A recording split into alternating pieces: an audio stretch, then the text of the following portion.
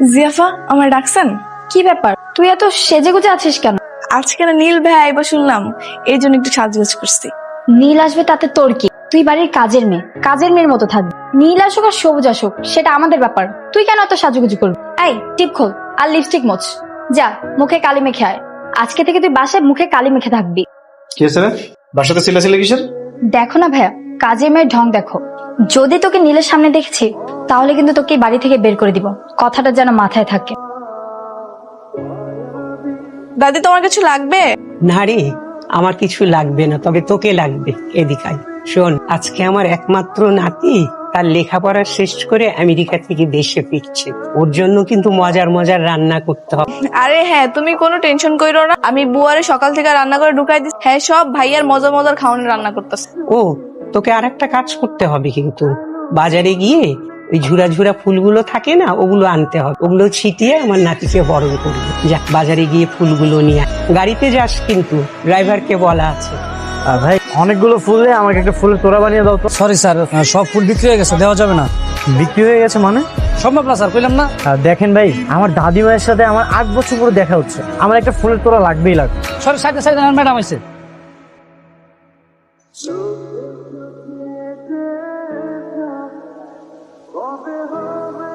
Madam আপনি আসছেন, আপনার সবকিছু রেডি আছে। ও, বিল কত হয়েছে? দেখতে হবে, একটু দেখি জানাই। Excuse me. আমাকে বলছেন? হ্যাঁ, আমি আপনাকে বলছি। হ্যাঁ বলেন। আপনি কি সব ফুলগুলো কিনে ফেলেছেন? জি, আমি কিনেছি। না মানে, আমার কিছু ফুল লাগবে, একটা তোড়া বানানোর জন্য কিছু ফুল দিলেই হবে। আপনার কি খুব দরকার? হ্যাঁ, খুব দরকার। আচ্ছা ভাই, এক কাজ করেন তাহলে, ওনাকে একটা তোড়া বানানোর মতো ফুল রেখে বাকিগুলো সব গাড়িতে ওঠান। Thank you so much. আপনার নামটা কি আমি জানতে পারি? কেন, নাম জেনে আপনি কি করবেন? এখন নাম জানতে চাইছেন, একটু পর নাম্বার চাইবেন, তারপর বলবেন বাসা কোথায়, এটা সেটা আরো কত কি। শুনেন, এসব ফাও পেঁচাল আমার সাথে পারবেন না। আপনি হেল্প চাইছেন, আমি হেল্প করছি। আয় ভাই, ফুলটা ওনাকে দিয়ে দিন। উপর থেকে ফুল দিবা? যাও না, নিচে যাও। না না, নিচে যাওয়া নিস, পরে আবার লাইলা আপু আমাকে বকাবকি করবে।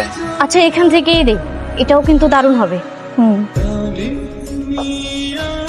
Welcome my sweetheart. দাদি, this is for you. Thank you. হায় আল্লাহ, এটা দেখি সেই ছেলেটা। ওর সাথে তো আমার বাসা আসার আগে দেখা হয়ে গেছে। লাইলা আপু জানলে তোমাকে মেরেই ফেলবে। আরে দূর, তুমি কি ইচ্ছে করে দেখা করছো নাকি? আর তাছাড়া তুমি জানতে নাকি ও দাদির নাতি? দেখাবার হয়েছে, এখন লুকায় যাও।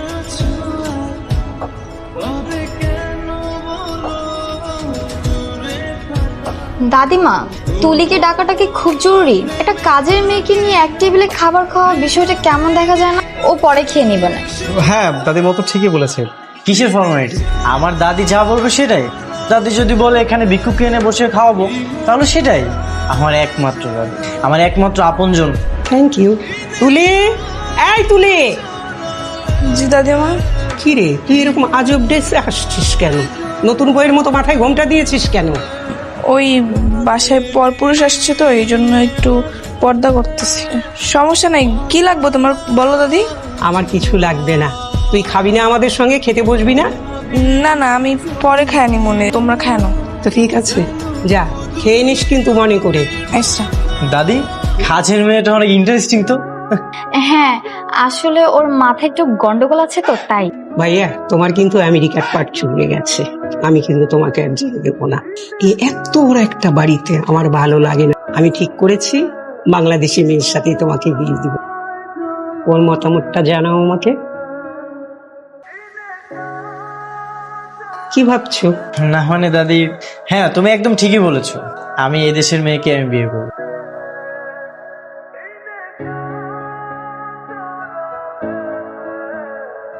হাই নীল। হাই। একা একা ছাদে কি করছো?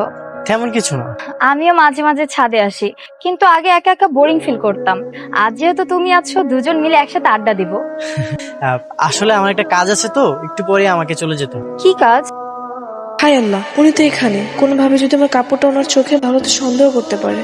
আমার পুরনো ফ্রেন্ড সার্কেলের সাথে আজকে দেখা করতে যাব। আমি কি তোমার সাথে যেতে পারি? সরি, যাওয়া যাবে না। আসলে ওদের সাথে এতদিন পরে দেখা হবে, আড্ডা দিব, মজা করব, আর তুমি গেলে তো আনিজি ফিল হবে, এই জন্য আর কি। আচ্ছা, তুমি তাহলে থাকো, আমি যাই। উফ, কি হয়েছে? এই দেখো তো, আমার চোখে কি যেন গিয়েছে। আমার ফ্রেন্ডরা না বারবার কল করতেছে, তুমি বরং নিচে গিয়ে দেখো তোমার চোখে কি হয়েছে।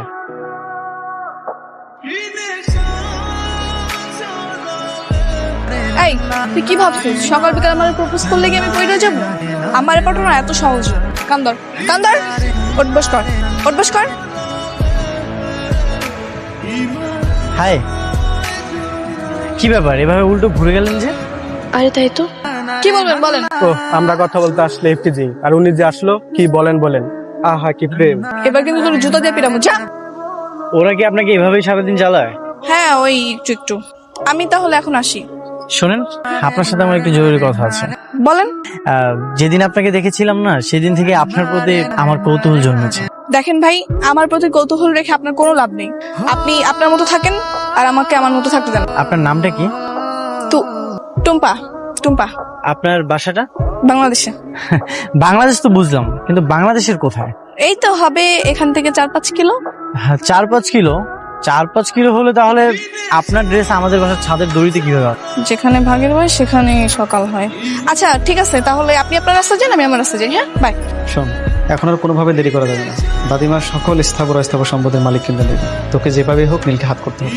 আমি তো চেষ্টা করছি, কিন্তু কি করব বলো, ও আমাদেরকে তাকাই না, কেমন জন্য ইগনোর করে।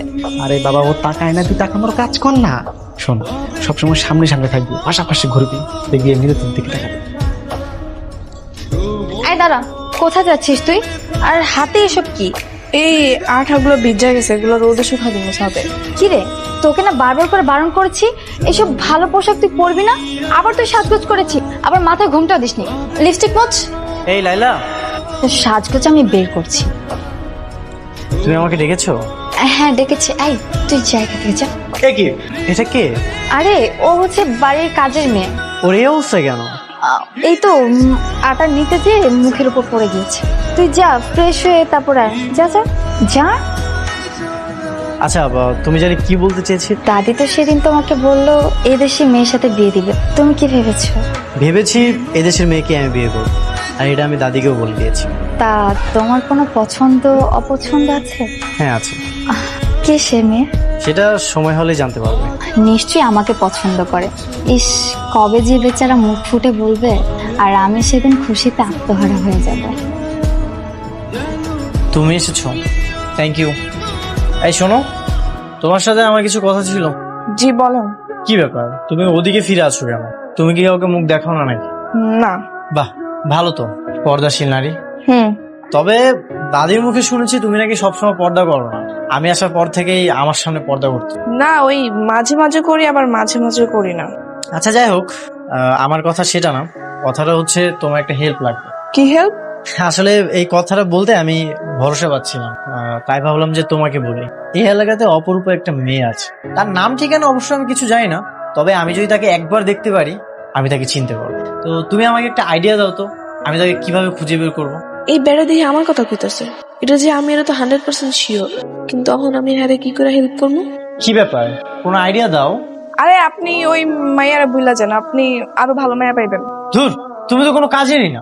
তোমার কাছে আমি ভালো একটা আইডিয়া ছিলাম আর তুমি আমাকে উল্টা কথা বলতেছো। যাও তো, যাও এখান থেকে যাও, তোমার কাছে কোনো কাজই হবে না। ঠিক আছে, তাহলে আপনি খুঁজেন। ভাই, আরে কি বস, আবার ফুলের তোলা লাগবে নাকি? না না, আজ আর ফুলের তোড়া লাগবে না। আজকে তোমার একটা হেল্প লাগবে। জি বলেন। সেদিন যে মেয়েটা তোমার থেকে ফুলের তোড়াগুলো নিয়েছিল, তার ঠিকানা বা নাম্বার তোমার কাছে আছে? না, নাম্বার তো সেভ করি নাই, ঠিকানা জানি না। নাই না? না স্যার।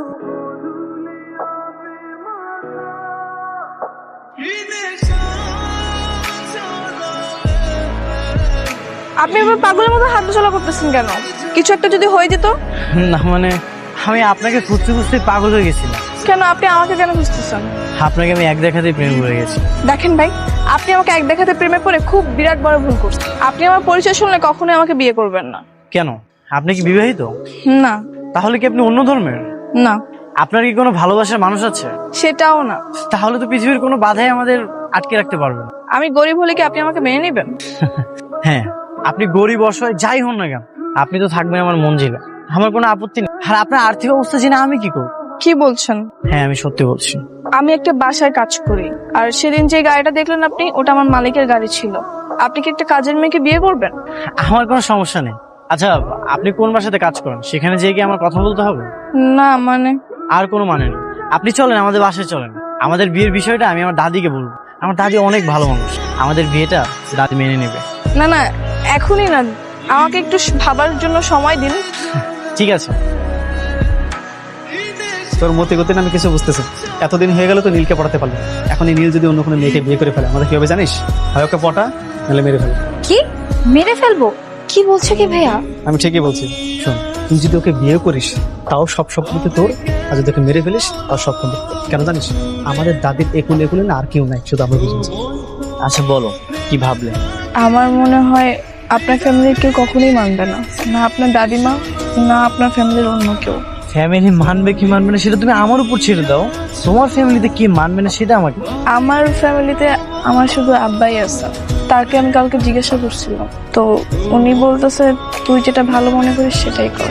তাহলে তো আর কোনো বাধা নেই। এটা তোমার জন্য, আর এই ড্রেসটাও তোমার জন্য। না না, আমি এসব নিতে পারবো না।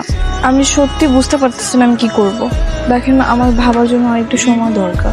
ঠিক আছে, তুমি 7 দিন 10 দিন যত দিন ইচ্ছা তুমি সময় নাও। আচ্ছা ফ্রেন্ড হিসেবে তো এগুলো নিতেই পারো। এই নাও। ভাইজান ডাক্তার স্যার? তুলি কোথায়? সে তো তার রুমে। তার রুমটা কোন দিকে? ওই যে ওদিকে। ভাইজান কিছু লাগবো? তুলি, আমি কি একটু ভিতরে আসবো? হ্যাঁ আসেন। তুলি, গতকাল তোমার হাতের চাটা খুবই দারুণ ছিল, আজ একবার বানিয়ে দিবে? ঠিক আছে, আপনি যান, আমি বানিয়ে নিয়ে আসতেছি। ঠিক আছে। তার মানে তুমি টুম্পা, তুমি তুলি, এতদিন এই কারণে তুমি আমার থেকে লুকিয়ে আছো। আমার বাড়িতেই আছে আমার স্বপ্নের বালিকা, আর আমি কোথায় না কোথায় তোমাকে খুঁজে বেরিয়েছি। হাই রে কপাল। আচ্ছা ওকে কি বলবো? আমি তোমাকে চিনতে পেরেছি? না থাক, এটা বলা যায়। আমিও একটু মজা নেব।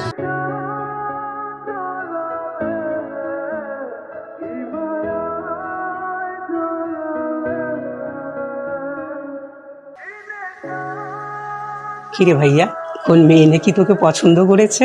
দাদি, তুমি এসব কি করে জানলে? তোর দাদির কানটা খুব শার্প, সবকিছুই কানে আসে। আসলে দাদি পছন্দ করে বলতে আমি নিজেই তাকে অনেক পছন্দ। কিন্তু ভাইজান তুমি তো না জেনে গোবরে পা দিয়ে ফেলেছো। মানে? মানে মেয়েটা দিনের পর দিন তোমার সাথে চিটিং করে চলেছে, তুমি বুঝতে পারছো না।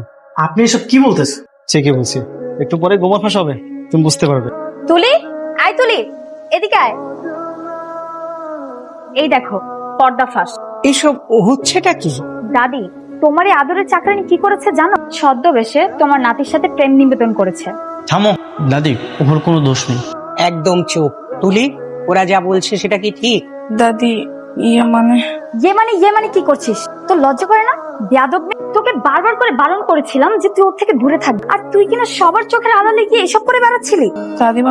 মিশা, ওর বাবাকে খবর দে। দাদি তুমি আমার কথাটা শোনো।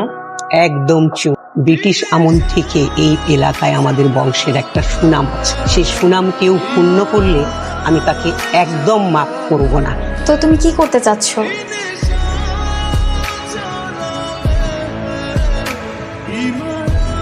চাটা খাও, তুলি নিজের হাতে বানিয়েছে। হ্যাঁ হ্যাঁ খাও। নীল দাঁড়াও, চা খাস না? নে এই চা তুই খা। আমি আমি চা খাবো কেন? কত বড় সাহস তোদের! তোরা আমার নাতিকে মারার জন্য চায়ে বিষ মিশালি। উপরালা তোদের ক্ষমা করবে কিনা জানি না, আমি তো তোদের কোনোদিন ক্ষমা করব না। আমার একমাত্র নাতি, তোরা তাকে মেরে ফেলার ষড়যন্ত্র করেছিলি। দাদি এবারের মতো আমাদেরকে ক্ষমা করে দেওয়া যায়। তোরা কি যাবি? দেখে আমি পুলিশ ডাকবো। পুলিশ না থাক দাদি, রহিম মিয়া, দাঁড়িয়ে আছো কেন? বসো। ওই মেয়েটা যে অনেক বড় দোষ করে ফেললো রহিম মিয়া। দেখো সাহেব, আমি বহুদিন আপনার এই জায়গায় কাজ করছি। আমি কেমন মানুষ সেটা তো আপনি খুব ভালো করে জানেন। আমার মায়ের একটা অপরাধ করে ফেলাইছে। আপনি এইবারের মতো আমার মায়েরারে আপনি ক্ষমা করে দেন। আমি আমার মায়ের নিয়ে এখান থেকে সোজা গ্রামে চলে যাব। আর কোনোদিন আমার মায়ের এই বাড়িতে আইবো না, আর কোনোদিন আইবো না। ও যেভাবে আমার কাছে ছিল সেভাবেই সারা জীবন আমার কাছে থাকবে। এখানে শুধু একটু পার্থক্য থাকবে, তখন ও আমার নাতি বউ হিসাবে থাকবে। এতে কি তুমি রাজি আছো? বেগম সাহেব, এইটা তো আমার জন্য অনেক বড় পাওয়ার, অনেক বড় সৌভাগ্যের কথা। এটা রহিম মিয়া, শুধু আপনার মতামত নিলে তো চলবে না। তুলি বড় হয়েছে, তুলির মতামতটাও আমার জানা দরকার। তুলি, তোকে আমি আমার কাছে চিরদিন রাখতে চাই, আমার নাতি বউ হিসাবে তোকে নিতে চাই। তুই থাকবি আমার কাছে? তুই কি রাজি আছিস? দেখলেই তো কত ঘটনা ঘটে গেল। অবশ্য সেদিন নাকি ভালো হয়েছে। সেদিন মনে হচ্ছিল আমি আমার একটা ফ্রেন্ডকে নিয়ে যাচ্ছি, আর আজ আমি আমার লাইফ পার্টনারকে নিয়ে যাবো। চলো।